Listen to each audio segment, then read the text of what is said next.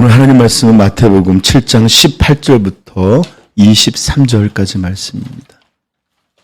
자, 우리 같이 한번 읽겠습니다.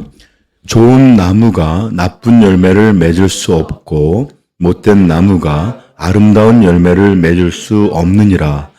아름다운 열매를 맺지 아니하는 나무마다 찍혀 불에 던져지느니라. 이러므로 그들의 열매로 그들을 알리라.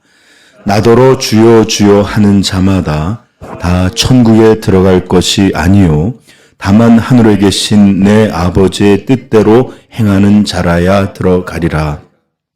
그날에 많은 사람이 나더러 이르되 주여 주여 우리가 주의 이름으로 선지자 노릇하며 주의 이름으로 귀신을 쫓아내며 주의 이름으로 많은 권능을 행하지 아니하였나이까 하리니 그때에 내가 그들에게 밝히 말하되 내가 너희를 도무지 알지 못하니 불법을 행하는 자들아 내게서 떠나가라 하리라. 아멘. 세상의 눈으로 우리 교회를 바라보고 또 우리 그리스도인들을 바라볼 때 세상 사람들의 눈에는 우리가 참으로 어리석고 미련하고 바보 같은 사람들로 보일 것입니다. 그런 이유를 우리는 잠시 어떤 하나님의 말씀을 다른 곳에서 찾아볼 텐데 왜 그렇게 생각할지를 다른 말씀을 통해서 한번 생각해 보십시다. 고린도후서 한번 4장으로 한번 가볼까요? 4장 17절 18절입니다.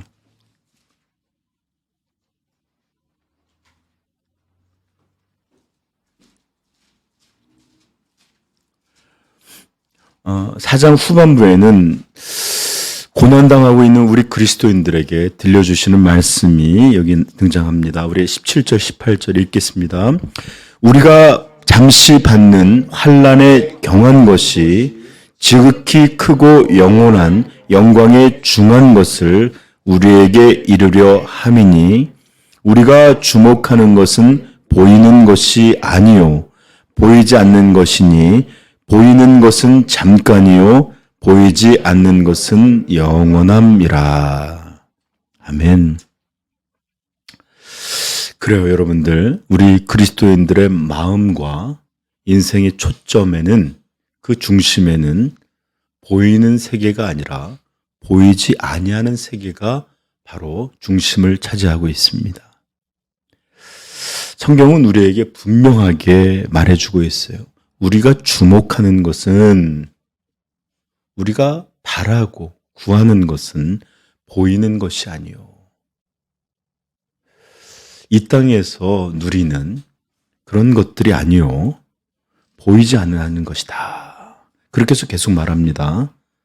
보이는 것은 잠깐이요. 보이지 않는 것은 영원함이라.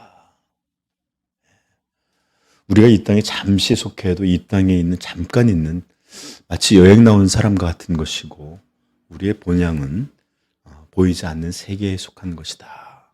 이런 말씀이에요. 5장에 넘어가면 그 말씀이 이제 계속 같은 예로 이어집니다. 그래요, 여러분들. 우리 그리스도인들의 마음의 초점, 중심은 이 보이는 세계가 아니에요. 여기에 살아가지만 항상 보이지 아니하는 나라, 보이지 아니하는 것, 보이지 아니하는 것의 영광, 이런 것들이 우리의 초점이고 중심이 됩니다. 이게 그리스도인이에요. 그런데 세상은 그렇지 않죠? 세상은 오직 보이는 세계만 인정합니다.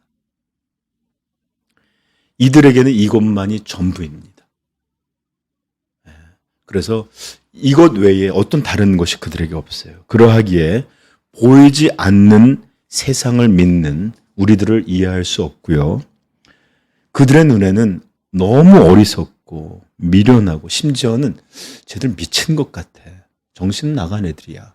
라고 말할지도 모릅니다. 왜 그렇게 느껴지지 않겠어요? 그렇죠? 보이는 세상에서 먹고 살아가고 이 땅에서 어떤 것을 하고 살아가는 것도 이렇게 힘든 일인데 보이지 않는 세상, 있는지 없는지도 확인할 수 없는 세상, 그 다음에 그저 말로만 전해지는 이런 세상을 위해 모든 것을 참고 모든 것을 인내하고 손해를 감수하고 희생과 고난을 받고 심지어는 목숨마저도 위태롭게 하는 이런 일들을 보이지 않는 그런 것들을 왜 살아간다? 그들은 절대로 이해할 수 없고 그래서 저 미친 저 어리석은 자들 정말 저 홀린 자들이다 라고 밖에 생각하지 못하는 것이에요. 그러나 우리 성도는 분명하게 믿고 있습니다. 우리가 비록 이 땅에서 이런 것을 누리고 이 땅에 속해 있지만 이 땅이 전부가 아니요. 이것보다 더 크고 진실한 세계가 있어서 그것의 주인이 하나님이시고 이 하나님은 이 보이는 세상도 창조하신 분이시고 우리를 위하여 영원한 천국도 또 영원한 복락도 준비하시고 하나님을 거부하고 자기의 육신을 쫓아 이 세상에 살았던 이들을 향한 한마디로 하나님은 거룩하신 하나님이라 죄를 심판하시지 않는 거룩하시지 않는 이 심판하시는 그런 영벌도 있고 이런 세상이 우리에게는 분명히 있다는 것을 우리는 믿고 있습니다. 그러하기에 돈도 벌려고 애쓰지 않고 지금 여러분 일 끝나고 집에서 TV 딱 보면서 치킨이나 맥주 시켜 먹으면서 이렇게 그런 거 보는 게 훨씬 재밌지 않아요? 그렇죠? 요즘 엔터테이닝 얼마나 많아요. 그렇죠?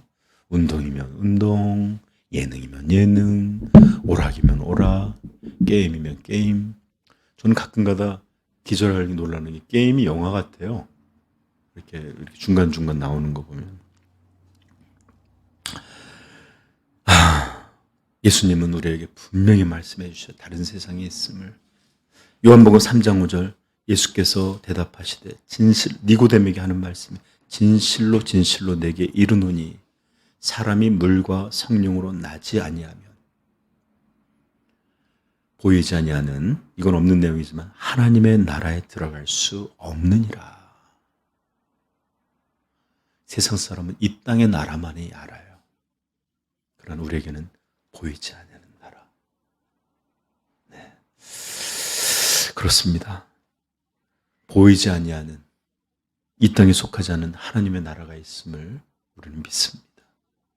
또한 요한복음 3장 16절의 말씀처럼 하나님이 세상을 이처럼 사랑하사 독생자를 주셨으니 이는 그를 믿는 자마다 멸망치 않고 영생을 얻게 하려 하심이라. 네. 죽음 이후에도 이어지는 영생이 있음을 믿습니다. 그리고 또 반드시 우리는 우리의 죄에서 구원을 받아야 되는 멸망받지 않은 구원도 있음을 믿습니다. 그래서 로마서 8장은 이렇게 말씀하시는 거예요. 우리가 소망으로 구원을 얻었음에 보이는 소망이 아니니 보는 것을 누가 바라리요.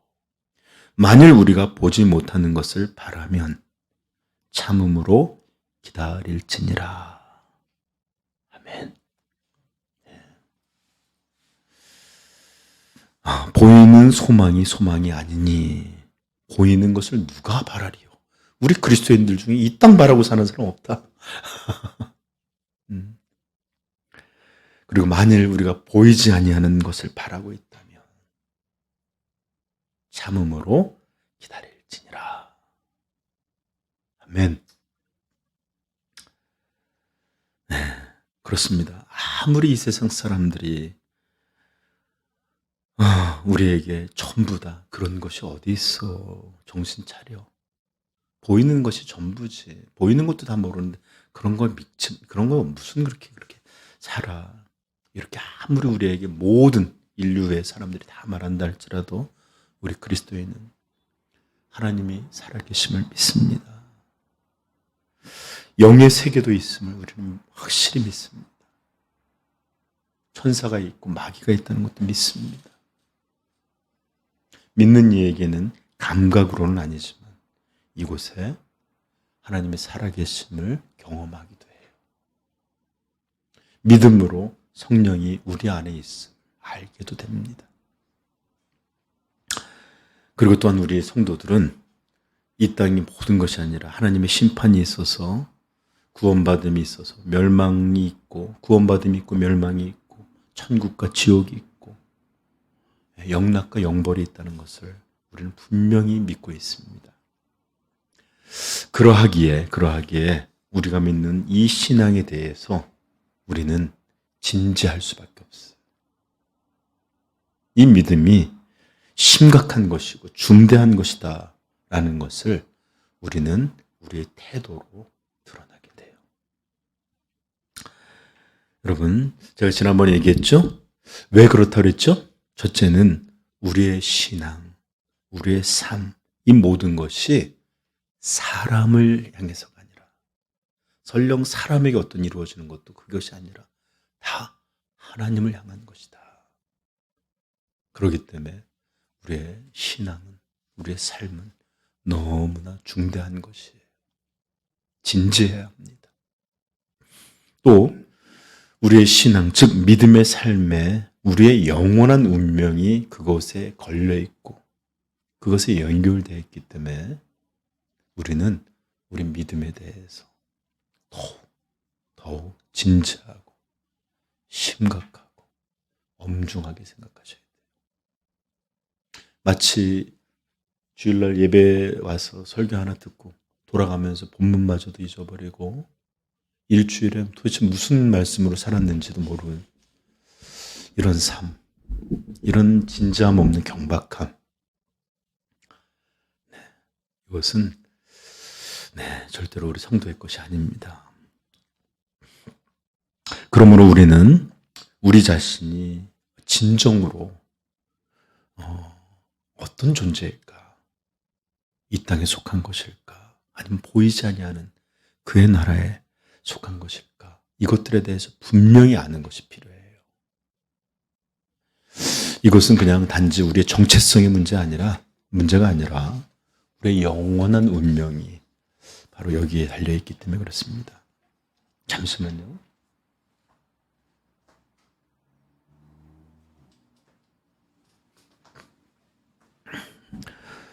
여러분 혹시 집을 거래할 때 그것을 구매하든지 전세 계약을 맺든지 월세 계약을 하든지 그냥 구두로 그냥 제가 살게요, 돈 보내드릴게요 이런 사람 봤어요?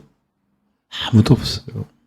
수많은 부동산도 믿을 수 있는 데 가고 안전장치를 확인하고 그럼에도 혹시 사기당하는 것은 아닐까, 잘못되는 것은 아닐까 이리저리 묻기도 하고 또 마음을 찾아보기도 하고 이런 마음을 씁니다. 이렇게 집이나 이런 큰 것만이 아니라 작은 것도 그래요. 저는 얼마 전 그 자동차 창문이 열리지 않아 갖고 더 이상 부품이 안 나오는 데라서 그 정비소 하시는 분이 중고 이렇게 폐차장에서 파는 것을 사서 갖고 오면 고쳐주겠다. 그래서 찾아보는데 찾다 보니까 나왔어요. 근데 이게 진짜로 이 믿을 수 있는 곳인가? 폐차장에서 이게 온라인으로 판다는 게 정말 맞는 건가? 신경이 쓰이더라고요. 그래서 여기 몇 군데 들어보고 또 주문을 했어요, 저녁에. 그 다음날 소비자 센터에 전화 걸어갖고 제대로 된 것이 맞는지 물어봤더니 친절하게 잘해주더라고요. 물건이 왔어요. 물론 작동하지 않았더라고요. 그래서 다시 반납을 했는데 반납 과정도 또 친절하게 해주셔서 잘했습니다. 그런 것뿐만 아니라 제가 얼마 전에 필요한 물품이 있어서 직구를 했거든요. 근데 사이트를 제가 한 번도 가본 적이 없어서 가입을 하고 한 10만 원이 조금 안 되는 돈을 보냈는데도 이것도 뭐 사기당하는 거 아닌가. 그리고 저거 후기들이 있나 검색도 해보고. 큰 돈 아니잖아요, 그렇죠? 잃어버려야 10만 원 정도인데 그런데도 다 검사를 해보고 찾아보고 해요. 그런데 말입니다. 우리는 우리의 영원한 운명이 걸려있는 어쩌면 천국과 지옥이라는 무서운 영원한 복락이든지 영원한 심판을 받는 이런 문제에 있어서 내가 정말 구원받았나? 나는 진짜 성도일까? 나는 혹시 잘못된 믿음, 잘못된 것에 지식에 사기당해서 혹시 진짜가 아닌데도 이렇게 믿고서 해벨레에 쫓아다니고 이렇게 살고 있는 것은 아닐까? 왜 이런 것은 찾아보지 않아요? 왜 이런 것들에 대해서 마음을 쓰고 고민하고 이런 일들에 대해서는 왜 하지 않아요? 그냥 교회 나와 있는 분들 다 낙관적이에요. 그냥 모든 것에 다 관대하고 그냥 뭐 하면 좋은 게 좋은 거지. 이러면서 진지하지 않습니다. 마치 언제든지 생명의 끈을 하나님이 놓기만 하면 저들을 향한 천국이 아니라 지옥의 그 영원한 불이 기다리고 있을지도 모르는데도 불구하고 언제나 행복해요. 언제나 이 땅에서 그냥 영원히 살 것 같아요. 이런 모습은 입술로는 신앙을 고백하지만 실제의 모습에 있어서는 그런 게 어디 있어. 사는 게 다지. 이런 세상 사람들의 태도와 조금도 다르지 않는 너무나 비슷한 모습으로 보이기까지도 합니다. 그러므로 정말 우리 성도들은 정말 진지함을 가지고 내 신앙은 진짜일까? 내가 믿는 하나님은 내가 만든 신이 아니라 진짜로 성경에 들려주시는 그 전능한 하나님이실까? 나는 이 땅에 속해서 그냥 교회만 들락거리는 그런 사람이 아니라 정말 보이지 않아야 하는 나라의 백성인가? 예수는 인류가 아니라 나를 위해서 죽으신 분으로 고백되어 있는가? 이런 것들을 설교 들을 때만 잠깐 그런가? 몰라 골치 아파 살아가는 것도 힘든데 이러면서 순식간에 그냥 몇 개 그냥 유튜브 보고 집에 가서 딴짓하고 나면 잊어버리는 이런 일이 되는 게 아니라 설교 후에도 아니 삶 속에서 계속 우리는 이런 것들에 관심을 가져야 돼요. 여러분들 이런 마음들이 여러분들 바로 성도의 진짜 마음이에요. 그러므로 여러분들 이런 일들에 대해서 좀 진지하게 여길 줄 알기를 부탁드립니다. 자, 그렇다면 이제 본격적인 질문. 그렇다면 인생들은, 우리들은 어떻게 우리가 구원받은 줄을 알 수 있을까요? 성경은 이런 것들에 대해서 알게 하는 것들을 우리에게 말씀해 줄까요? 네, 분명히 말씀해 주고 있습니다. 자, 그렇다면 우리는 구원받은 줄을 어떻게 할까요? 제가 얼마 전에 늦게 어떤 경연 프로그램 뽕짝 남자 가수들이 하는데 마지막 회래요. 그러면서 1등을 뽑는데 2명이 남았는데 대상은 하더니 잠시 광고 보고 오겠습니다 라고 하는데 저도 어떻게 하면 우리가 구원받은지를 아는가 잠시 이거에 대해서 답하지 않고 구원의 증거로 잘못 알고 있는 것들에 대해서 먼저 살피고 광고 아니에요. 저는 그것들에 대해 살피고 다음 시간에 여러분한테 들려드리도록 하겠습니다. 자, 그리고 한 가지 저희가 여러분 이 말씀을 전하면서 여러분들이 좀 주의 깊게 생각해야 될 것은 오늘 우리가 찾아보고 있는 본문은 원래는 우리 개인의 구원에 대한 문제는 아니에요. 거짓 선지자를 분별하고 하는 일이 주가 되어 있지만 그러나 여기에서도 보시면 알겠지만 이런 말씀이 나옵니다. 21절 나더러 주여 주여 하는 자마다 다 천국에 들어갈 것이 아니요. 그죠? 그리고 또 여기에 보면 내가 너희를 알지 못하노니 이러면서 그들이 쫓겨나는 장면도 나오고 이런 말씀 속에 전체적인 것들 속에 그런 선지자에 대한 어떤 분별뿐만 아니라 참된 성도의 모습은 어떤 것인가를 분별하는 그런 요소들이 있어요. 그래서 제가 지난번에 첫 번째는 열매로 그들을 알지니라고, 이제는 열매로 우리를 알지니, 이런 말씀을 하는 거예요. 그래서 이 두 가지를 어느 한쪽에만 초점 맞추지 마시고 같이 이해하시면서 들으시면 여러분 더 도움이 될 거예요. 그래서 어떤 이야기를, 개인의 이야기를 하더라도 이것을 거짓 선지자의 문제로 이해할 줄 알고, 또 거짓 선지자 이야기를 할지라도 이것은 그뿐만 아니라 참된 성도의 문제로도 같이 이해하면 좋겠어요. 자, 그렇다면 먼저 구원받은 증거가 아닌 것들. 첫 번째, 여러분 듣다 보면 전 목사님은 몇 번 하신 것 같은데 하는데 그럴 거예요. 그런데도 제가 자꾸 반복하는 이유는 여러분들에게 어떤 분명한 어떤 관을 자꾸 이렇게 덧입히기 위해서니까, 아는 것 같아도 좀 같이 한번 쫓아오십시오. 자, 첫 번째, 구원받은 증거가 아닌 것은, 첫째는 성경 지식의 훌륭함. 이것이 곧 구원받았다라는 것을 말하는 것은 아니다라는 거예요. 어떤 사람들이 성경에 대한 탁월한 지식이 있고 또 놀라운 그 지식의 기초에서 가르침을 베푸는 사람이 있다면, 우리가 만약에 설교를 들을 때 너무나 훌륭하고 마치 내게 개인적으로 전달하는 것 같으시고, 또 어떤 말씀들은 마음이 너무 아프기도 하는 이런 감동도 받게 하고, 이런 일들이 있다면 우리는 보면서 어떻게 생각할까요? 참 놀라운 하나님의 사람이시다. 어떻게 저렇게 귀한 말씀을 들려주실까? 저분은 분명히 훌륭한 그리스도인일 거야. 하나님의 사람일 거야. 이렇게 우리는 쉽게 생각하는 경향이 있습니다. 제가 하도 초라한 말씀을 하니까 그런 경험이 뭐예요?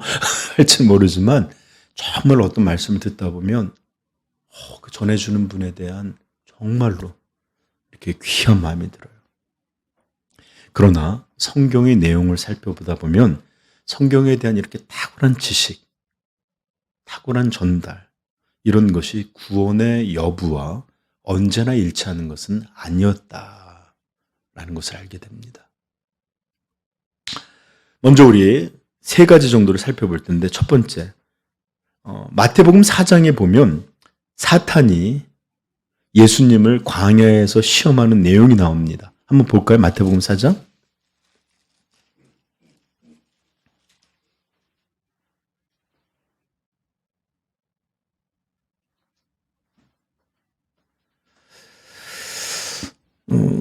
여기 보면 시험하는 자가 예수께 나와서 이르되, 내가 만일 하나님의 아들이거든 명하여 이 돌들로 떡덩이가 되게 하라. 하나님의 능력에 대해 사탄은 분명히 알고 있었고, 또 거룩한 성으로 데려가서 내가 만일 하나님의 아들이거든 뛰어내리라. 기록되었을 때 그가 너를 위하여 그의 사자들을 명하시리니 그들의 손으로 너를 받들어 발이 돌에 부딪히지 않게 하리로다. 성경 말씀까지 인용할 정도로 탁월한 지식이 있어요. 그죠? 마지막에, 그리고 여기서 높은 곳에 영광을 보면서 이르되, 내가 만일 내게 엎드려 경배하면 이 모든 것을 내게 주리라. 이 신앙의 문제가 경배라는 것이 가장 궁극적인 것이라는 걸 정확히 이해하고 있어요. 그런데 이가 누구죠? 사탄이에요, 사탄. 마귀에게 시험받으러 가서. 여러분, 마귀가 이런 놀라운 지식 갖고 있는 거예요. 야고보서에서는 이런 말씀도 나옵니다. 2장 19절. 내가 하나님은 한 분인 줄을 믿느냐? 잘하는도다. 귀신들도 믿고 떠느니라. 여러분, 귀신도 나름의 믿음이 있답니다. 그리고 여러분 아시잖아요. 믿음, 반드시 무엇을 믿는다는 지식이 포함되어 있어요. 그러므로 귀신도 분명하게 하나님이 한 분이시다라는 지식을 가지고 또 자신의 나름의 믿음도 있었습니다. 그리고 우리는 그것들을 향해서 떨지도 않는데 그는 이 믿음이 떨리게까지도 했어요. 그죠? 물론 이 귀신의 믿음은 성도의 참된 믿음과는 전적으로 다른 그런 믿음이에요. 알면서도 하나님께 나오지 않는 믿음이죠. 그러나 안타깝게도 오늘 현대의 그리스도인이라 불리고 교회에 속해 있는 많은 사람들이 이런 귀신만도 못한 믿음, 귀신만도 못한 지식, 귀신만도 못한 떨림을 갖고서 하나님 앞에 나와서 죄송해요. 뻔뻔한 모습들로 예배드리고서 다 했다. 도장 찍고 돌아가는 이가 얼마나 많은지 몰라요. 오히려 하나님 앞에 하나님의 어떤 분노를 자아내는 방식들로 있다 가는 거예요. 하나님 앞에 나와 침뱉듯이 하고 나가는 거예요. 여러분, 정말 귀신만도 못한 그런 일이죠. 보세요. 이 마귀도 사탄도 그 귀신들도 이런 분명한 지식이 갖고 있지만 그들은 하나님께 속한 그런 존재가 아니에요. 여러분, 동방 박사가 헤롯을 찾아갔을 때 일입니다. 제가 읽어드릴게요. 헤롯 왕 때에 예수께서 유대 베들레헴에게 나심에 동방으로부터 박사들이 예루살렘에 이르러 말하되 유대인의 왕으로 나신 이가 어디 계시냐. 우리가 찾아보고 싶으면 여러분 보셔도 되는데 들으셔도 됩니다. 2장에 있어요. 유대인의 왕으로 나신 이가 어디 계시냐. 우리가 동방에서 그의 별을 보고 그에게 경배하러 왔노라 하니 헤롯 왕과 온 예루살렘이 듣고 소동한지라. 왕이 모든 대제사장들과 백성의 서기관들을 모아 그리스도가 어디서 나겠느냐 물으니 이르되 유대 베들레헴이 오니 이는 선지자로 이렇게 기록된 바 또 유대 땅 베들레헴아 너는 유대 고을 중에서 가장 작지 아니하도다. 내게서 한 다스리는 자가 나와서 내 백성 이스라엘의 목자가 되리라 하였음이니라. 이들은 이 왕의 질문에 선명하게 대답할 만한 분명한 성경의 대가들이었어요. 정말 놀라운 지식가들이었죠. 그럼에도 분명히 헤롯의 목적이 어떤 것인지도 알면서도 그 지식을 사용하고 있었고 오히려 자신들의 지식이 세상 권력자의 만행을 위한 도구로 사용될 뿐이었습니다. 억울할 수도 있겠지만 이들이 억울하지 않는 것은 계속해는 보여주시는 예수님의 사역 가운데 이들은 예수님의 공생애에서 계속 예수님을 대적했어요. 나사렛 나오니까 나사렛에서 그런 것이 나올 수 있겠느냐 부터 해서 여러분 계속 예수님을 이들은 대적하고 핍박하고 이러더니 결국 십자가에 가서 못 박으라 외치던 자들이 누구예요? 다 성경의 대가들이었어요. 지식에 넘치던 사람들이었습니다. 그런 사람들이 이것을 주동했고 결국 예수님 십자가에 달리셨어요. 그리고 부활하신 다음에 사도들에게 나타나서 부활의 소식, 이 영광의 소식을 전하게 했는데 결국 끝끝내 계속 반대했던 건 누구들이죠? 이 성경의 대가들이었어요. 그러므로 우리는 이들이 절대로 하나님의 사람이 아니다라는 것을 분명히 압니다. 이럴 수가 없죠. 예수님이 이들을 향해 한 번 이렇게 말씀하셨습니다. 요한복음 8장 44절 너희는 너희 아비 마귀에게서 났으니 너희의 아비의 욕심대로 너희도 행하고자 하느니라. 그는 처음부터 살인한 자요 진리가 그 속에 없으므로 진리에 서지 못하고 거짓을 말할 때마다 제 것으로 말하나니 이는 그가 거짓말장이요 거짓의 아비가 되었습니다. 이게 무슨 말이에요? 너희 아비 마귀에게서 났으니 마귀 자식들.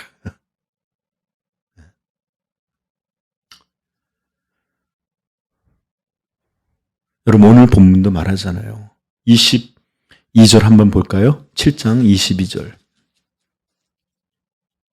읽겠습니다. 그 날에 많은 사람이 나더러 이르되 주여 주여 우리가 주의 이름으로 선지자 노릇. 아멘. 선지자가 하는 일이 뭐예요? 말씀 전하는 일입니다. 말씀을. 여러분, 정말로 어떤 충만한 지식이 있고 놀라운 말씀을 알고 너무나 은혜롭게 전하고 또 지혜와 능력의 말씀을 어떤 이가 여러분들에게 전한다 할지라도 이것이 곧 그 사람이 하나님의 사람이라는 것과 그것이 곧 거듭난 사람이다라는 증거가 되지는 못합니다. 비록 어떤 이도 이런 일을 향하여 의심의 생각조차 가지지 못한다 할지라도 말입니다. 그러므로 여러분들은 잘 아셔야 되는데 지식의 유무, 어떤 성경에 대한 어떤 것들에 대한 이런 탁월함, 이런 것들을 통해서 이런 것이 곧 하나님의 사람이자 구원받았다라는 것을 알게 되는 증거가 아니다. 그것이 될 수 없다. 라는 것을 기억하시길 바라요. 네. 참 어렵죠. 이렇게 선지자도 내쳐질 수 있다. 그죠? 자, 둘째는, 두 번째. 어떤 증거가 되지 못하는 것. 이적과 기적이에요. 기적과 이적이 그 증거가 될 수 없습니다. 예수님은 여기서 분명히 또 말해요. 22절에 보면, 주의 이름을 귀신을 쫓아내며 주의 이름으로 많은 권능을 행하지 아니하였나이까 하는 사람들이 있었죠. 여러분, 기적과 이적, 요 부분에 있어서 우리가 이것들을 분별하기가 너무나 현실적으로는 어려워요. 좀 설명해 볼게요. 먼저 축사, 귀신을 쫓는 문제에 대해서 좀 생각해 보십시다. 여러분, 현대에는 귀신들이 더 이상 테크놀로지에 밀려서, 전등에 밀려서 다 사라졌을까요? 그렇지 않죠. 현대에도 분명히 귀신 들림이 있습니다. 로이드 존스 목사님 같은 경우도 어떤 정신병적인 진료할 때에 어떤 이것이 심리적인 것이나 정신적인 문제인 것도 있지만 분명히 영적인 것들도 존재한다 라고 하시는 그런 내용을 봤습니다. 저도 여러분 자세히 그 내용을 말씀드리는 게 좋지는 않겠지만 저도 몇 번 이런 귀신 들린 사람들을 만나거나 그들을 위해 기도하거나 축사하는 과정에 참여해 본 적이 있는데 그런 이들을 보면 정말 설명할 수 없을 정도로 우리 안에 굉장히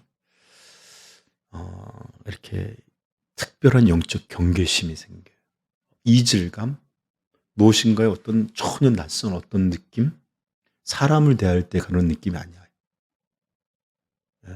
마치 C.S. 루이스도 말한 적이 있는데 이런 이 영적인 느낌의 이질감은 마치 우리가 저 무음칸에 나가면 큰 호랑이 한 마리가 기다리고 있다는 무서움과 저쪽으로 나가면 어떤 다른 귀신의 존재가 있다라고 느끼는 감정이 똑같은 두려움이 아니다라는 거예요. 그런 것처럼 이런 귀신 들리는 사람들에 만나보면 이전까지는 우리가 경험해보지 못한 특별한 경계심, 이질감 이런 것들이 있어요. 근데 여러분 기억하시는 것은 이런 귀신 들리는 사람보다 더 무서운 것은 이 귀신의 가르침을 따라 사는 일반적인 사람들이 더 무서워요. 귀신 들리는 사람 막 이러고 다니고 경계라도 하지만 이 하나님 없는 사상, 물질을 숭배하고 금전을 숭배하고 이런 사상, 귀신의 이런 가치관들을 배운 사람들이 더 무서워요. 그러니까 여러분들 막 귀신 너무 무서워 그렇게 생각하지 마시고 어쨌든 분명하게 그러나 여전히 현대에도 이런 귀신 들림의 문제는 있다.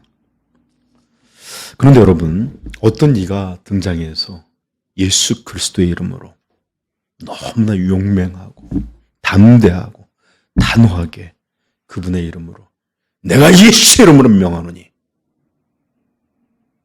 악한 귀신아, 탐욕의 귀신아, 음란의 귀신아, 이 포악함의 귀신아 예수의 이름을 떠나라! 그러는데 갑자기 으악 하고 쓰러져서 부들부들 떨다가 일어나서 정신을 차리고 온전히 앉아서 이전까지 같은 사람이었나 싶을 정도의 전혀 다른 사람으로 앉아있다. 여러분, 그런 모습을 바라볼 때 여러분 어떤 마음이 들 것 같아요? 그 사역자를 향해서 어떤 생각이 들 것 같아요? 분명히 그분을 바라보면서 얼마나 귀한 하나님의 사람인가. 두려워서 접근도 못했는데 저 담대한 믿음을 봐라. 얼마나 성령의 충만함을 함께 누렸는지. 이렇게 충만함으로 능력을 행하는 사람, 갑자기 이렇게 경건해지고 목사님 이렇게 되지 않겠어요? 예전에 제가 토론토에서 집회하는 데를 우리 교회에서 했는데, 문을 이렇게 보면 다 과거를 알고 모든 게 보이는데요. 그래서 제가 옷을 많이 입고 왔잖아요. 적어도 제가 사역자인데 막 콧물이 보일까봐 기도도 이렇게 했어요. 여러분, 정말 그런 사람 앞에 쓴다면 어떡하겠어요? 벌거벗은 것 같은 막 두려움이 들고 급 겸손하지 않겠어요? 그렇죠? 그런데 예수님은 이런 사람을 향해서도 뭐라고 말하느냐. 7장 23절 한번 읽어볼까요? 시작. 그때에 내가 그들에게 밝히 말하되 내가 너희를 도무지 알지 못하니 불법을 행하는 자들아 내게서 떠나가라 하리라. 여러분, 내가 알지 못한다. 주님하고 아무 관계가 없던 사람이에요. 그리고 내게 떠나라 이 말은 여러분 정말 무서운 것인데, 천국은 그리스도와 함께 있는 곳입니다. 그래서 우리가 사모하는 거예요. 그리스도와 분리되는 것, 지옥이에요. 영원한 심판이에요. 그래서 19절도 아름다운 열매를 맺지 아니하는 나무마다 찍혀 불에 던져지느니라. 이것은 나무의 비유지만 그 불은 지옥의 불을 말하는 것입니다. 실체는. 여러분, 바로 이런 문제들에서, 현실에서 이런 일을 바라보면서, 이런 사역을 바라보면서 이런 이가 거짓 선지자일 수 있고, 또 이런 능력을 갖고 있는 이들도, 또는 이런 은사를 받고 있는 이들도 성도가 아닐 수 있다 라는 것을 쉽게 분별할 수 있을까요? 아닙니다. 예수님은 또 어떤 말씀을 하냐. 많은 권능을 행하지 아니할까 하는 것처럼 권능을 행한 사람들의 이야기가 나와요. 즉 수많은 이적을 행한 거예요. 병고침의 은사, 죽어가는 자들을 위해 기도했고, 쩔든 말을 낫게 했고, 이런 거. 또는 예지. 이제 뭐 이렇게 이런 것들을 얘기하면서 어려움이 올 때 뭐 이렇게 하라든지. 또 갑자기 방언 같은 거. 예를 들어서 어떤 지역에 가서 막 이렇게 방언을 통해서 복음도 증거하고. 여러분, 또 어떤 이들은 또 통역의 은사도 있고, 막 이런 여러 가지 예언도 하고, 이렇게 성령의 은사로 우리가 쉽게 알려진 기적들을 행할 때 말이에요. 여러분들, 우리가 바라볼 때 어떤 마음이 들겠습니까? 그렇죠? 예전 대한민국에서는 참 영적 능력자들이 많았어요. 이름만, 지금이라도 이름만 얘기하면 그 권사님, 그분, 누구, 이런 분들이 참 무슨 무협지도 아니고 네, 아주 영적 고수들이 많았는데, 그래서 그곳에서는 기도원들마다 병고침이 있었고, 귀신 쫓겨난 일이 있었고, 수많은 기적, 방언 받는 일, 뭐 이런 일들이 참 많았어요. 심지어 뭐 입신하는 분들도 있었고 했었어요. 그런데 여러분, 이런 곳에서 병고침을 그렇게 해결되지 않아서 당신 죽는다 그러는데 병고침을 얻거나, 또 수많은 기적이 일어나는 것을 보거나, 자기도 모르는 말이 막 터져 나와서 찬양하고, 이런 것들을 생각하면서 이렇게 안수하고 능력을 받으라 막 할 때마다 쓰러져서 막 이렇게 하게 되면, 그런 일을 경험한 사람이 그 앞에 있는 사역자들이 어떤 마음이 들까요? 경외감이 들고, 신령한 분 앞에 있다는 생각이 들고, 하나님이 저와 함께, 마치 이 시내산에서 모세가 내려왔을 때 얼굴을 가려주십시오. 두려워서 빛을 못 보겠나이다 하는 것처럼 눈도 제대로 못 마주치고 이런 마음으로 그런 사람들을 막 우리가 어떻게 하나님의 사람을 여기지 않겠어요? 그렇죠? 그러나 예수님은 이들을 향해서도 나는 너희를 그냥 모른다가 아니라 도무지 모른다. 전혀 모른다. 너희들은 한 번도 나와 안 적이 없다라는 식의 말씀하시는 거예요. 그리고 불법을 행하는 자들아, 내게서 떨어져라, 떠나가라, 그 불꽃에서 태워져라. 이렇게 엄중하게 심판의 말씀을 하고 계시다고요.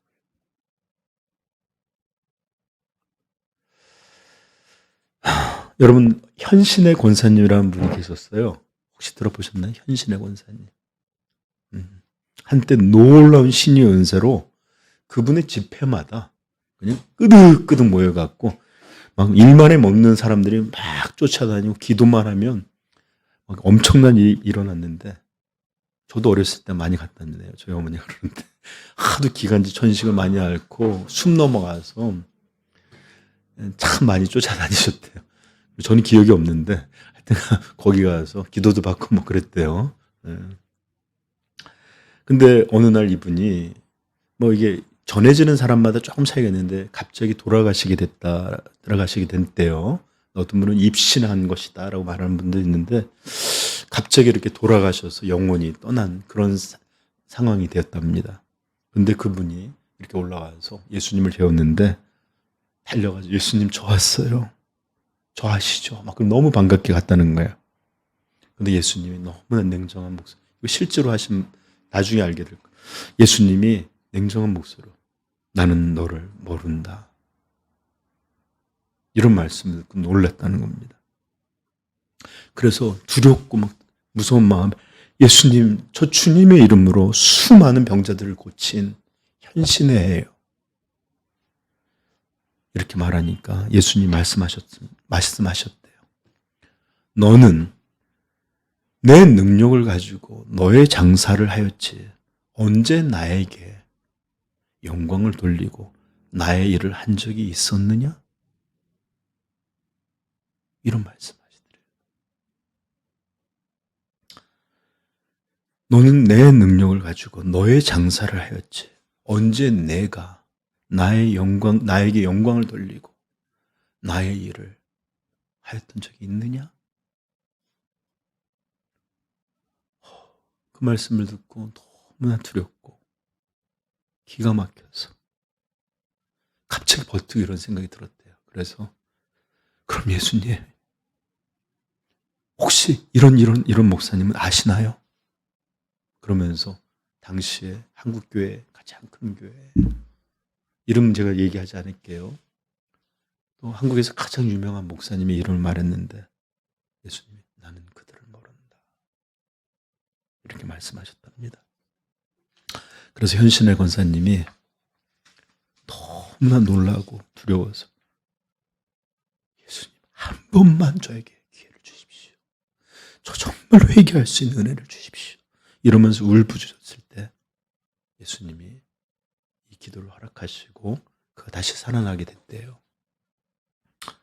그리고 그분이 자신이 그동안 벌게 된 30억, 그 옛날에 30억이면 어떤 이들이 현재 한 100억, 200억이 넘는 돈이래요. 그것들을 다 충신교회에 있는 목사님한테 북한 선교로 사용하게 해주십시오. 예수님이 전해지는 곳에 사용되게 해주십시오. 전부 헌금하셨대요. 그리고 나서 그 유명한 목사님들을 찾아다니면서 이 얘기를 하시면 목사님 회개하셔야 합니다. 회개하셔야 됩니다. 이렇게 촉구하고 다녔던 게 당시 신문에 그대로 이 내용이 그대로 있어요. 누가 예언을 만든 게 아니라 정말로 실화로 있던 얘기예요.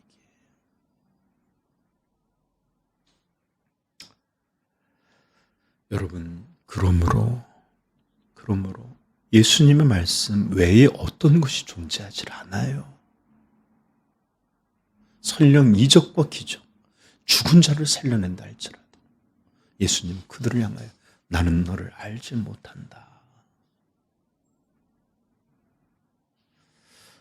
여러분, 오늘 본문뿐만 아니라 예수님이 말세에 대해서 우리에게 들려주신 예언에도 그런 내용 나오지 않습니까?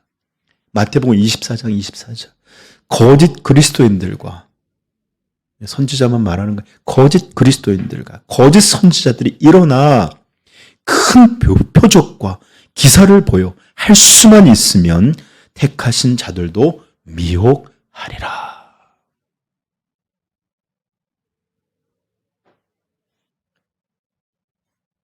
예, 그들도 큰 표적과 기사를 보일 수 있다는 거예요. 그러므로 여러분, 우리는 어떤 이적들에 대해서 무조건 교회에서 이루어졌다, 어떤 이가 예수님의 이름 말한다 해서 이것이 성령의 은사다, 하나님의 역사다, 이런 말 함부로 해서는 안 돼요.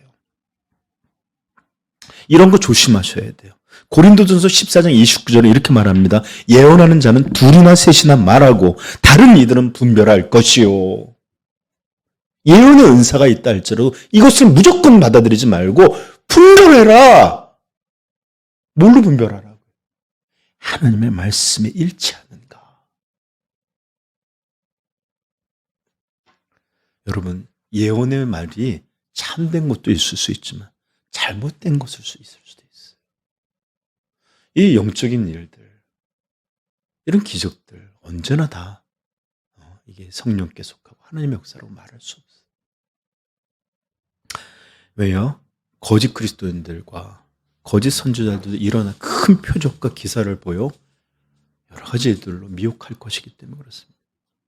여러분, 이만희 같은 이나 정명서 같은 이가 막 병 고치고 방언을 주고 어떤 일을 한다면 쫓아갈 거예요? 네? 가서 나의 구세주여 하고 무릎 꿇겠냐고.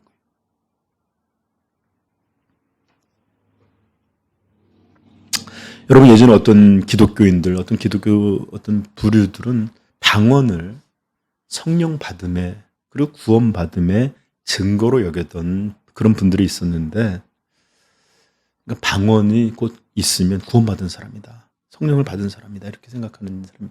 여러분, 오늘 본문 속의 예수님의 말씀은 그런 거 아니에요. 방언뿐 아니라 더 큰 이적과 기적,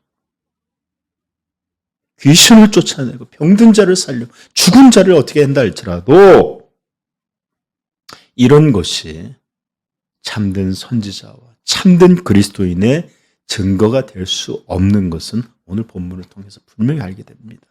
예수님 말했어요. 내가 도무지 너희를 알지 못하니.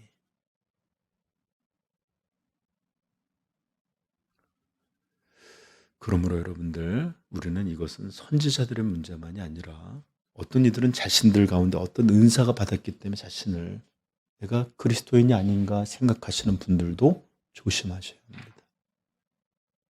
은사는 구원의 문제 또는 성도됨의 문제와 다르게 우리에게 올 수 있기 때문에 그렇습니다.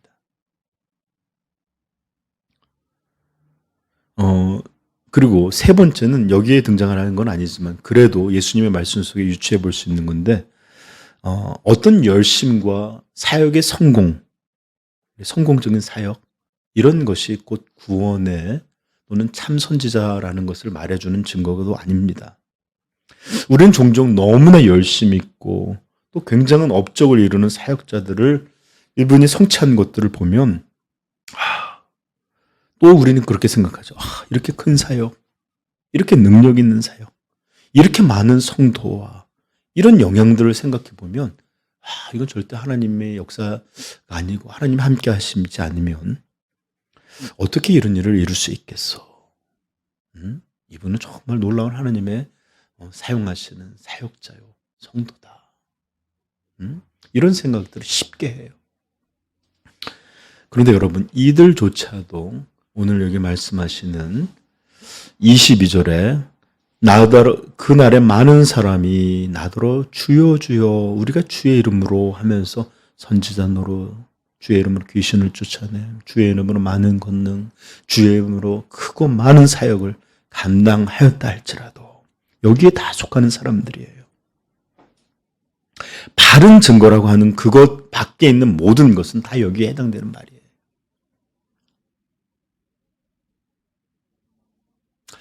여러분 성경 속의 한 인물에 대해서 제가 잠깐만 여러분 읽어드리고 오늘 말씀을 좀 정리할까 하는데 여러분 잘 찾아보십시다.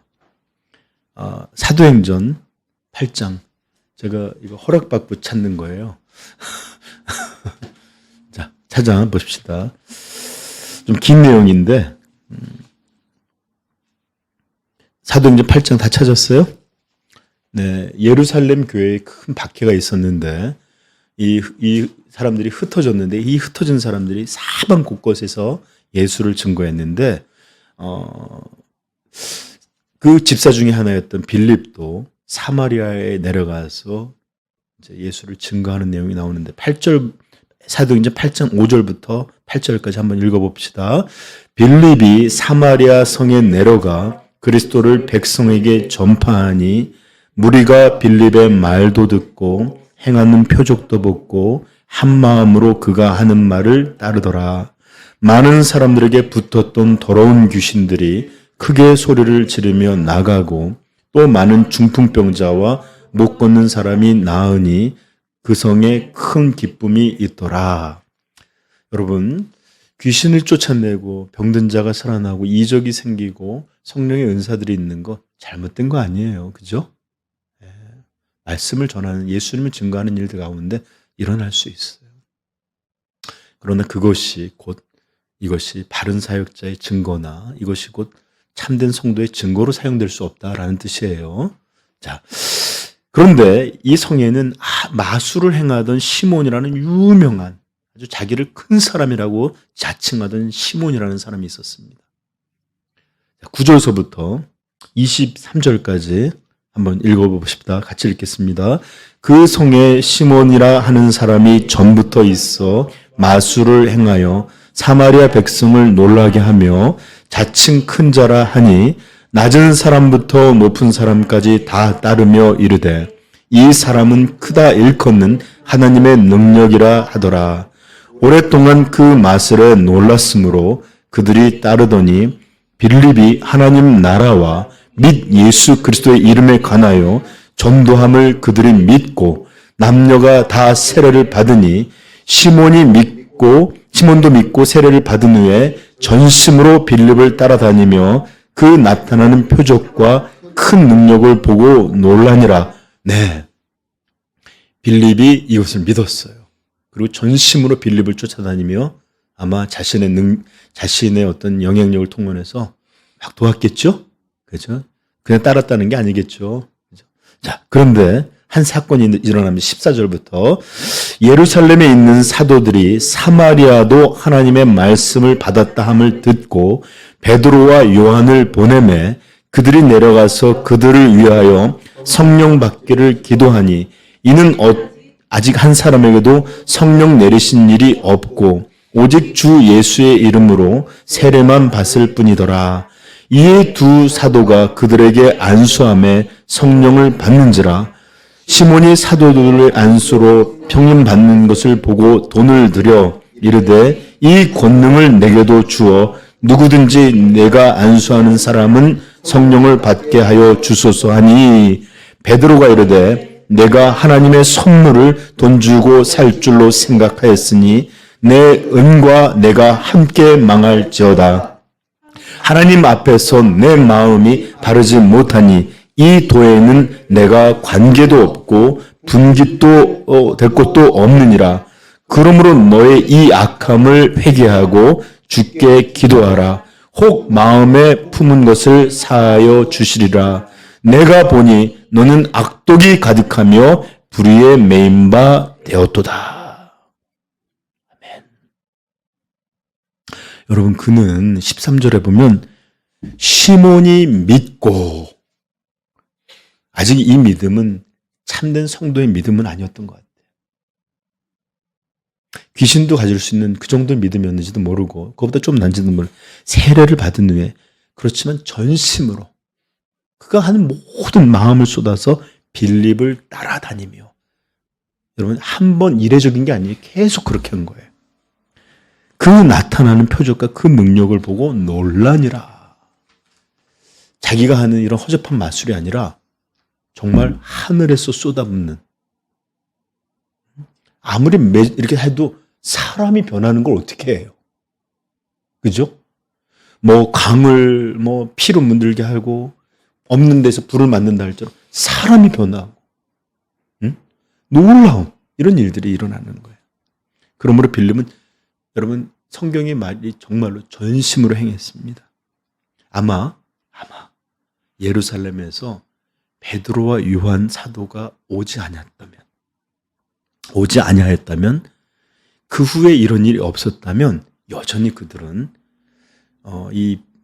그는 빌립을 해서 배웠던 것처럼 열심을 다해서 일을 했을 것이고, 빌립이 떠나가면 거기서 책임자가 돼서 어쩌면 크게 막 뭔 일을 하면서 사역했을지도 모릅니다. 그렇지 않았을까요? 그죠? 이만큼 열심으로 쫓아내는 사람이 없었을지도 모르니까. 그러나 성경이 밝혀주는 그의 본질은 뭐라고 말했죠? 마지막 절. 악독이 가득하며 불의에 매인 바 된 회개하지 아니한 여전한 죄인의 모습이었다고 밝혀주고 있습니다. 그러므로 우리는 악독이 가득하며 불의에 매여서 있으면서도 믿고 전심을 다해 쫓아다니며 사역도 할 수 있고 성공도 거둘 수 있을지도 몰라요. 그러므로 열심이나 성공이나 이런 것들이 곧 이게 바른 사역자요 또는 이 사람이 바른 성도요 이런 것들을 나타내는 분명한 증거가 될 수 없다라는 것을 여러분 기억하시길 바랍니다. 여러분 기억하세요. 예수님을 죽음으로 몰고 간 이들이 누구였어요? 열심히 있는 종교 지도자들이었던 바리새인이었고 존경받는 서기관들이었고 성전의 책임을 진 대제사장과 제사장들이었습니다. 근데 하나님의 아들을 이렇게 모두 이렇게 희롱하고 십자가에 못 박았던 사람들을 우리는 하나님의 사람이라, 하나님께 속한 천국의 백성이라 이렇게 말할 수 있을까요? 전혀 불가능합니다. 불가능해요. 많은 일을 할 수도 있고 높은 지혜를 가질 수 있고 탁월한 업적을 가질 수도 있어요. 그러나 이것이 곧 어떤 것을 보장한다는 것은 아니에요. 그러므로 우리는 말씀에 대한 지식이나 능력, 귀신을 쫓아내는 것이나 수많은 기적과 은사들을 갖고 있는 것이나 열심 있는 사역이나 큰 업적 등등 이런 모든 것들이 참된 것을 보장해주는, 그렇게 증거하는 것이 될 수 없다는 것을 반드시 기억해야 합니다. 이게 어려운 것은 진짜도 그런 게 있기 때문에 그런 거예요. 진짜가 없으면 왜 그런 일들이 이렇게 하겠어요. 그렇죠? 그런데 진짜로 하나님의 놀라운 사역자가 있어서 베드로처럼 전할 때 3,000명, 5,000명, 바울처럼 모든 곳곳에 복음을 들고 전하던 사역자들이 있어요. 또 정말로 빌립도 그렇지만 귀신이 쫓아나는 일이 있어요. 수많은 예수님의 이적을 그분의 이름으로 안진뱅이가 일어나고 병고침을 받는 이런 일들이 있어요. 이런 것은 분명히 하나님의 역사입니다. 성령의 역사예요. 그러나 이것이 참된 선지자, 참된 사역자, 참된 성도 이런 것들을 알게 하는 증거는 아니다. 여러분 기억하시길 바랍니다. 자, 그래서 우리는 계속해서 그렇다면 진짜 증거는 어떤 것이냐? 어떤 것이야말로 참된 사역자를, 참된 선지자를, 참된 성도를 알게 하고 분별하게 하는 진짜 증거는 어떤 것이냐? 계속해서 다음 주에 이어지겠습니다. 자, 그렇지만 오늘 말씀을 우리 하나만 더 읽고 마치도록 하겠습니다. 마태복음 7장 21절부터 22절, 오늘 본문 말씀 23절까지 같이 읽고 오늘 말씀 마치도록 하겠습니다. 시작. 나더러 주여 주여 하는 자마다 다 천국에 들어갈 것이 아니요 다만 하늘에 계신 내 아버지의 뜻대로 행하는 자라야 들어가리라. 그날에 많은 사람이 나더러 이르되 주여 주여 우리가 주의 이름으로 선지자 노릇하며 주의 이름으로 귀신을 쫓아내며 주의 이름으로 많은 권능을 행하지 아니하였나이까 하리니 그때에 내가 그들에게 밝히 말하되 내가 너희를 도무지 알지 못하니 불법을 행하는 자들아 내게서 떠나가라 하리라. 아멘. 기도하겠습니다.